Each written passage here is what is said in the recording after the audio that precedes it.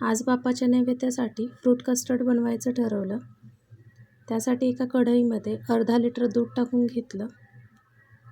या दुधामधलं थोडंसं थंड दूध एका वाटीमध्ये काढून घेतलं व बाकीचे दूध गरम करायला ठेवलं. या थंड दुधामध्ये 2 चमचे कस्टर्ड पावडर टाकून मिक्स करून घेतलं. दुधाला एक उकळी फुटली की यामध्ये 4 चमचे साखर घालून घेतली. त्याचबरोबर हे कस्टर्ड पावडर मिक्स केलेलं दूधसुद्धा यामध्ये टाकून घेतलं. कस्टर्ड मिक्स करून झालं की हे दूध आणखी 4 ते 5 मिनटं उकळून घेतलं. त्यानंतर तयार कस्टर्ड पूर्णपणे थंड झालं की यामध्ये कट केलेलं सफरचंद, बारीक कट केलेली केळी घालून घेतली. त्याचबरोबर वरून थोडेसे डाळिंबाचे दाणे टाकून घेतले. इथे आपल्या बाप्पाच्या नैवेद्याचं ताट तयार झाले. आता बाप्पाला नैवेद्य दाखवून घेतला.